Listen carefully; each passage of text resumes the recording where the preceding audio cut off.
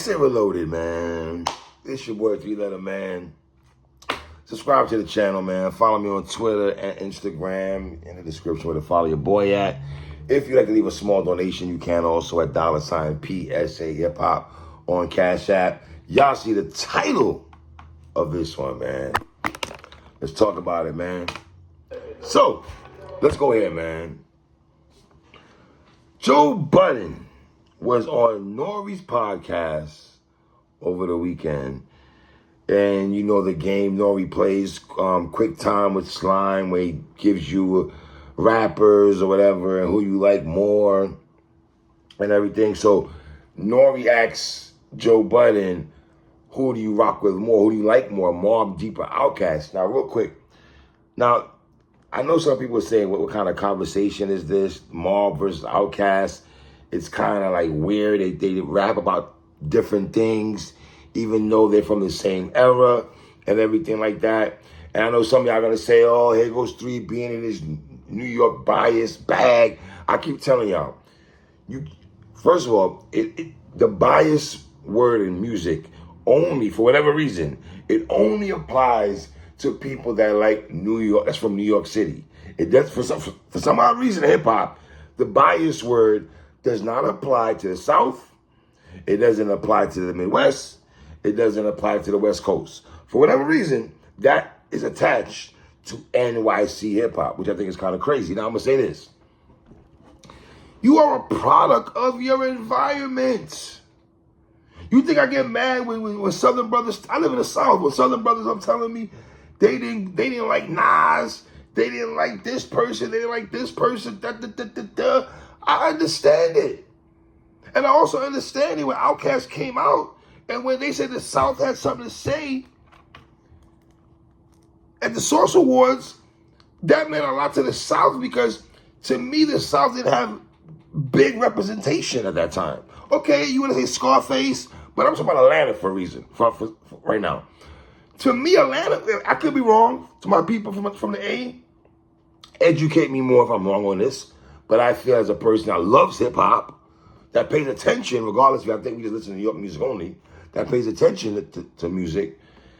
Was Outkast really the first brothers to really come out the South? Atlanta? I mean, if you look at UGK from Houston and all that, what else I had? 2 Live Crew from Miami. But who's really giving the South representation in hip-hop, though? Am I missing somebody? Because I feel like Outkast was really the first people that got pushed to the forefront that a person like myself had to acknowledge was Outkast, right? Now, if you know your hip-hop history, first of all, Joe Budden picks Outkast over Mobb Deep, which I'm not. If you feel that way, you feel that way. Do I find it ironic and weird that a person that was born in the tri-state area, New Jersey, New York, whatever you want to call it, that they said Outkast over Mobb Deep? I would be surprised. That's like somebody from Atlanta telling me they're picking Mobb Deep over Outkast. I would be surprised. Now, Prodigy, R.I.P.P., he did a blog years ago, before he passed away, obviously, where he was talking about the wackest rappers. And he said, what's a mood music? We do murder music, right? Because they had murder music, which is their 3rd album. And Joe has the mood music catalog. So P had a few disparaging words headed from Joe Budden, right? Now, Joe Budden had a song called Blood on the Wall. 2 verses. His 2nd verse was dedicated to Prodigy. And I gotta say this, as much as I rock with P, man, Joe Budden did give that man a lyrical bashing on there, man. I don't get how Prodigy gonna acknowledge me. Dude big as an apostrophe. Like, 4/5 and snubs, what's that about? Nigga, you can't lift the guns that you rap about. But real talk, I can't front on your old-ish. Now you just old and sick. He was just, never mind me. Worry about your Medicaid. It's just so unfair. Nigga, beat carried you most of your career. Like, Joe, these are the lyrics that Joe Budden had for Prodigy. 50 signs the bum, only cause where he's from. Put a stamp on the, and still nobody feels him. 50 signs the bum. He's like, wow.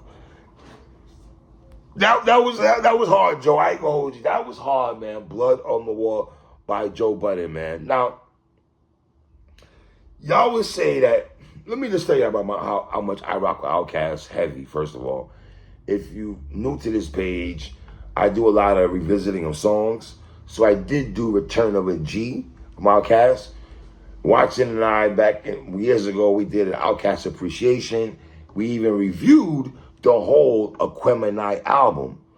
I'm more of an Outkast fan than he is. So I rock with Outkast. Let me say that again. I rock with Outkast. I do believe Outkast is mixed into the group that you talk about, people that have 3 year runs of hip-hop, the Mobb Deeps of the world, right? EPMDs of the world. You have to put Outkast in that bag. Jay-Z. You got to put like those people belong in that bag of people that drop consistent music album after album after album. So that 3 album run, I'm giving that to Outkast. I'm giving that to Mobb Deep. I'm giving that to EPMD. I'm giving that to Redman. You understand what I'm saying? So it's like those people, to me, like not a lot of people in hip hop, unless I'm bugging. Kendrick to me also. That really get a 3 album run with 3 albums of 4 mics, 4.5 and better. I would say those brothers do come to mind. Now, if you know Mobb Deep's history, 1993 when they dropped Juvenile Hell, would hit him from the back and pressure and all that. They were young lads. For whatever reason, people don't talk about that album too much. It's like 50 Cent Power of a Dollar. They'll go straight to Get Rich or Die Trying and act like Power of a Dollar never existed. Now, you know, if you want to go 1995 to Infamous, you can't really say the Infamous without talking about Juvenile Hell, right? Was Juvenile Hell an album that I rocked with heavy? No. It's like Tribe's first album, People Instinctive Lives. I love Can I Kick It? I love Benita Applebum. I did not like I Left My Wallet, El Segundo, but that's not one of my favorite Tribe albums. You know what I mean? So if you go to 1995 when they dropped the Infamous, which is a 5 mic album, by far the only song on there that I might not like that much is probably Party Over There with Big Noid. But, you know, and I'm going to say something, man, with all due respect to Andre 3000 and Big Boy, who I think are dope lyricists. Let me say it again. I think they are dope lyricists. I want y'all to hear me when I say that. But between the both of them, I don't think they have more rhyme quotables than Prodigy. I don't think between 3 Stacks and Big Boy, who are dope MCs, I don't think they have more rhyme quotables. I just don't believe that. When you hear Prodigy say, you stuck off the realness, we be the infamous, you heard of us, official Queensbridge, like you just, tomorrow more quick for more, like you just rock you in your face, stab your brain with your nose bone, like those are rhyme quotables. Meanwhile, back in Queens, the realness, the foundation, if I died, I couldn't pick a better location. Those are like rhyme quotables to me. And I'm not saying Outkast doesn't have bars that's not quotable, but to me, the Mobb has rhyme quotables for days. Now, if I go to Outkast right quick, when they drop 1994, Southern Playlistic Cadillac Music. However, at Players Ball on there, you got to get up, get out, and get something. The hook on that song alone is 5 mics to me. They had Hootie Hoo and everything. Now, do I think Southern Playlistic is a better album than The Infamous? I don't. And respectfully to Outkast, I don't think they have any album better than Infamous. Or Hell on Earth or Murder Music. Now, Let me go to 1996 also, Outkast, right? They dropped ATLiens, right? The song ATLiens was dope.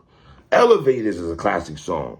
You know, me and you, your mama, your cousin too. Like, that's a fire hook right there. Two Dope Boys and a Cadillac, probably my favorite song on ATLiens. The Jazzy Bell song is dope. I think another song on there that people do not talk about a lot, in my opinion, is the Millennium song from Outkast on the ATLiens album. Now, my favorite Outkast album, and like I said before, it's an album that me and Watson reviewed a couple of years ago, was Aquemini. Like, I got Southern Playlistic and ATLiens is 4 mics, 4.5 right there, right? I have Aquemini as a 5 mic album classic. Return of the G, Rosa Parks, Screw It on the Barbecue with Raekwon the Chef, The Art of Storytelling, Part 1 and Part 2, even though I like Part 1 more than I like Part 2. The Spotty Oddie, Dopalicious, them horns and everything. Damn, damn, damn, damn. I love that song. The Chunky Fire song is my ish. That beat is fire. Big Boy, if you want to talk about his collabo he had with Missy Elliott and Nicole Ray, All in My Grill, that was dope. That was dope. Now, that's where it stops for me, Outkast, because I didn't like Stankonia like that. I know it probably sold a lot of albums. If you want to talk about album sales, we're gonna give that to Outkast over Mobb Deep, right? But I didn't like Southern Playlistic, and I didn't like the Love Below speaker box. The double album they had, and 3 Stacks had his side, and Big Boy had his side. If you want to get technical, I did enjoy Big Boy's part more. You dig what I'm saying? But if we talk about Mobb Deep, I just feel they have more songs by far and a lot than Outkast. They do. Don't have a lot. Fam, you got to go back to mixtape era with DJ Clue. And before I even touch the Infamous and Hell on Earth and Murder Music and Free Agents and all that, and Prodigy's solo album, like, we could talk about the Mobb's catalog. And before I get into, like I said, the album talk, they have a lot of underground classics. Microphone Master, Das FX feature Mobb Deep. The LL Cool J, I Shot You with Keith Murray, LL Cool J, Fat Joe, The Birth of Foxy Brown on there, P's on there, right? Prodigy had a song called Averex. Prodigy rapping off the You Ain't a Killer beat, rapping off Ghostface Motherless beat. And let's be honest, even when Wu-Tang was at their peak, the only people they were really messing with, Meth and Red had a relationship, but only people they were really messing with at the time was Nas and the Mobb. That was it. How many joints Raekwon and Ghost was on the Infamous? Like, when I think of New York City rap, like, those brothers to me were representatives of what NYC rap was. That's no disrespect to the Wu. And listen, at one time, I did like Prodigy more than Nas. I did. You wild in 3. I did like Prodigy more than Nas. I don't think that's reaching by me saying I like P more than Nas at one particular time. And if you want to get technical, Havoc is really the common denominator in all this because he's the one lacing the beats that P raps on. But like Joe Budden said, beats help you out most of your career. He's talking about HAVOC. Havoc. Now, I would say this. Havoc and Big Boy, in my opinion, they have something in common, right? Because most of the time in hip-hop, when people are paired up, we always talk about who's the illest cat out of the two, right? For the most part, Prodigy will probably get more love than Havoc, right? Andre 3000 does get way more love than Big Boy. Like, a lot of times they'll put Andre 3000 at number 5 or number 12, and they'll have Big Boy at number 48. And you're like, yo, fam, I don't think 3 Stacks is way better than Big Boy. And now if I go to Mobb Deep, we praise P, but we can't front like Havoc don't have verses. We can't do that. Havoc's verse on More Trifle Life. Havoc's verse on Temperatures Rising. Havoc's verse on I'm the Illest. One of my favorite solo joints by Havoc is I'm the Illest. Havoc's verse on Foxy Brown's joint. On what was it, Il Nana? That's the best song on there. Was Havoc and the Foxy joint, in my opinion. You know? And I don't know how much, merit you guys put on being battle tested, but the Mobb's been battle tested. They went at everybody. Jay, what else? They had beef with Redman, Keith Murray, Bone Thugs and Harmony, Tupac. Did I say Jay? Like they, and I gotta be honest. When you're battle tested and you got a song like Drop a Gem on them, I mean,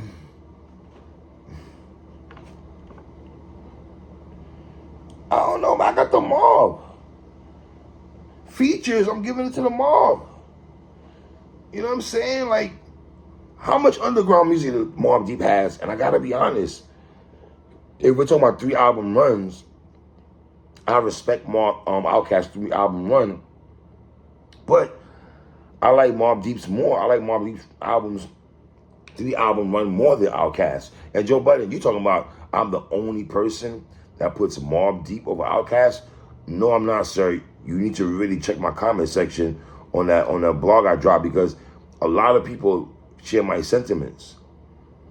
That's not taking anything away from Outkast. I love their song Benz and Beamer on the New Jersey Drive soundtrack. But if you're going mixtapes, features, and ask 50 Cent why he wanted to sign Mobb Deep. He knew what it was. How many people have rapped off Mobb Deep beats? 50 rapped off mad Mobb Deep beats when he was on his mixtape run. DJ Premier sampled Prodigy's voice how many times? P's voice. It's like Rakim, Chuck D, like those are very distinctive voices in hip-hop, in my opinion. And this is not me taking anything away from Outkast. I like Southern Playlistic music. I like ATLiens. I love Aquemini. Stankonia was a 3.5 mic album to me. And I didn't really care for their double project they did together. I think Prodigy's HNIC album smashes both Outkast albums by himself, respectfully. And I think Havoc is a better producer than any producer Outkast ever rocked with, respectfully. So, me speaking, I got the Mobb over Outkast. I don't know why Joe Budden was acting like that was a far-fetched thing. What, you gonna go to album sales? Or you just going because you and P had a little back and forth? I don't know, bro. I don't know. Tell me what y'all think, man. It's your boy 3-1.